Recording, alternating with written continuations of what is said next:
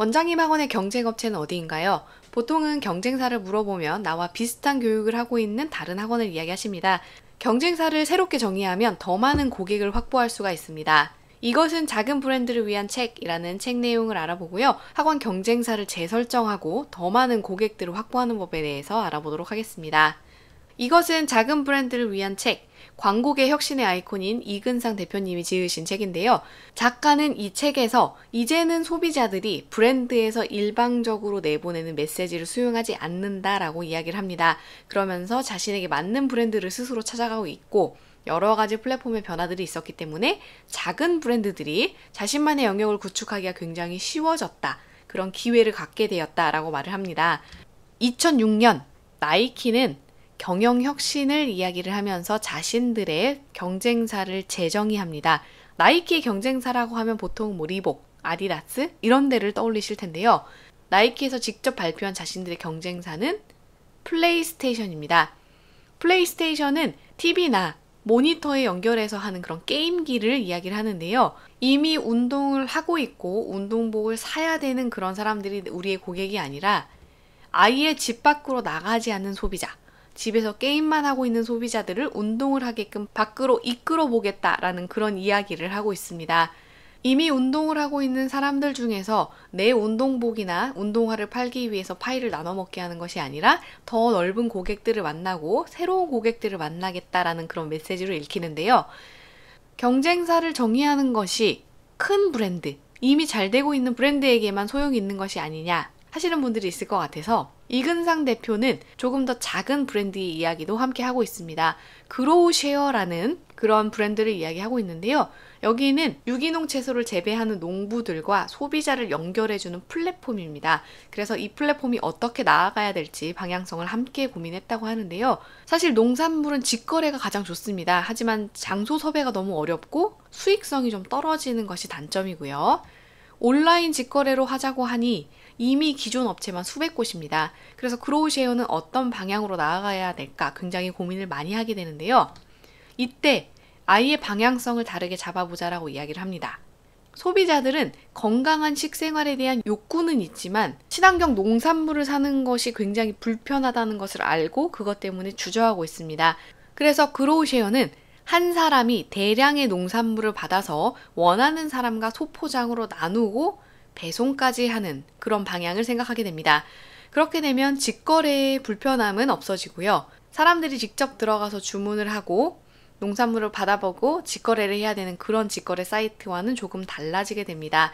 그래서 이렇게 방향성을 잡고 나니 그로우쉐어의 경쟁사는 주문이 편리하고 배송 시스템을 갖춘 대형 마트가 경쟁사가 되게 됩니다. 예를 들면 마켓컬리 같은 곳이 경쟁사가 될 수 있을 텐데요. 경쟁사를 다른 각도에서 정의했을 뿐인데 비즈니스의 핵심 동력을 새롭게 발견하게 됐고요. 기존의 서비스와는 다른 서비스를 구축할 수 있게 되었습니다. 이렇게 나의 경쟁사를 재정의하는 것은 학원에서도 사용을 하실 수가 있는데요. 예를 들어서 우리 학원이 초등부를 대상으로 한 영어 원서를 읽는 학원이라고 생각해 볼게요. 우리 학원의 경쟁사는 어디일까요? 보통 많은 원장님들이 옆 동네 나랑 똑같이 원서를 가르치고 있는 다른 학원들을 이야기하십니다. 그런데 우리가 책에서 읽었던 그런 내용을 바탕으로 경쟁사를 새롭게 정의해보자면 듣기와 말하기에 중점을 두는 다른 초등부 영어 학원이 우리 학원의 경쟁사가 될 수도 있습니다. 혹은 더 넓게 잡아서 엄마표로 영어를 공부하는 그런 학생들이 우리 학원의 경쟁사가 될 수도 있어요. 우리 학원은 영어 원서 학원인데 너무 넓게 경쟁사를 정의하는 것은 아닐까? 아니면 너무 뜬금없는 경쟁사를 정의하는 것이 아닐까라는 생각을 하실 수도 있을 것 같은데요. 사실 고객들이 보기에 브랜드들은 다 비슷비슷합니다. 원서 읽기 브랜드라고 하면 여러 가지 브랜드들을 떠올리실 수 있는데 그 브랜드들이 거의 비슷하다라고 느낄 겁니다. 우리 학원의 경쟁사가 옆 동네 원서 학원이라고 하면 특징도 비슷하고 장단점도 비슷합니다. 이건 커리큘럼이 비슷하기 때문에 어쩔 수 없는 사항인데요. 소비자들은 이 둘을 구별하기가 굉장히 어렵습니다. 하지만 이 많은 초록색 중에서 붉은색이 하나 있다고 생각을 해볼게요. 만약에 우리 학원의 경쟁사가 듣기나 말하기에 중점을 두는 영어 학원이라고 하면 이 학원과는 확연히 구별되는 장점과 단점이 생기게 됩니다. 그리고 소비자들은 그 우리의 경쟁사들과 우리 학원을 굉장히 명확하게 구분을 할 수가 있게 되는데요. 경쟁사가 넓어졌기 때문에 공략할 수 있는 타겟군이 굉장히 넓어지게 됩니다. 옆 동네 원서 학원과 경쟁을 한다라고 생각을 했을 때는 타겟군 자체가 원서 읽기에 관심을 갖는 학부모들만 타겟이 되게 됩니다. 하지만 듣기 말하기에 중점을 두는 영어 학원을 경쟁사로 잡게 되면 그 학원에 다니고 있는 사람들 혹은 듣기 말하기가 중요하다고 생각하는 사람들까지도 내 고객으로 확보하실 수가 있습니다. 그래서 듣기 말하기에는 어떤 장점이 있고 이런 학원에 다니게 되면 필연적으로 따라오게 되는 읽기나 쓰기의 중요성, 그리고 그것들이 얼마나 중요한지, 아이들이 중고등부에 올라갈수록 읽기가 얼마나 중요해지는지 이런 것들을 새롭게 어필하실 수가 있습니다. 그렇게 되면 내가 공략할 수 있는 타겟군이 넓어지면서 사람들에게 다양한 이야기를 전달하실 수가 있죠. 그래서 경쟁사를 새롭게 정의하는 것은 원장님이 확보하실 수 있는 고객의 풀이 넓어진다라는 것을 의미하게 됩니다. 이렇게 새롭게 경쟁사를 정의하신 이후에는 다양한 작업들을 함께 해주셔야 되는데요. 학부모 상담이나 그동안 SNS에서 전달하시는 메시지를 변경해 주시는 게 굉장히 중요합니다. 앞에서 말씀드렸던 것처럼 내가 원서 학원을 하고 있다면 그동안은 원서 읽기가 왜 중요한지, 어떻게 내가 수업을 하는지, 우리 커리큘럼에 어떤 장점이 있는지 이런 것들을 이야기를 하셨을 겁니다.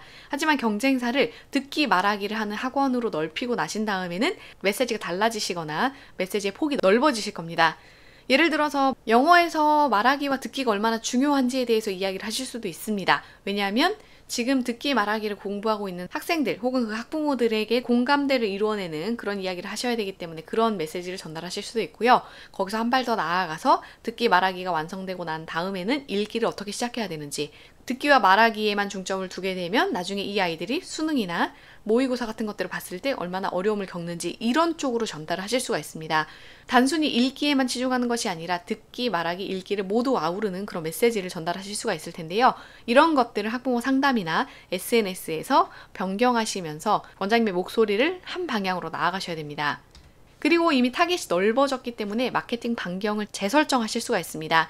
온라인 광고 홍보는 물론이고요. 오프라인으로 하고 계신 그런 광고나 홍보들도 다시 재설정을 하실 수가 있습니다. 다양한 고객들을 만날 수 있도록 그렇게 반경을 재설정하시는 것도 중요하고요.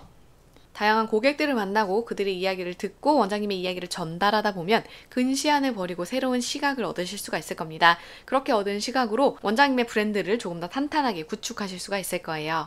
지금이라도 당장 내 경쟁사를 한번 정의해 보시기 바랍니다. 그리고 경쟁사를 정의하는 것에서 끝나지 않고 홍보 마케팅을 어떻게 해야 될지 그런 방향까지 같이 설정해 보시면 원장님이 더 많은 고객을 확보하는 데 도움이 되실 겁니다.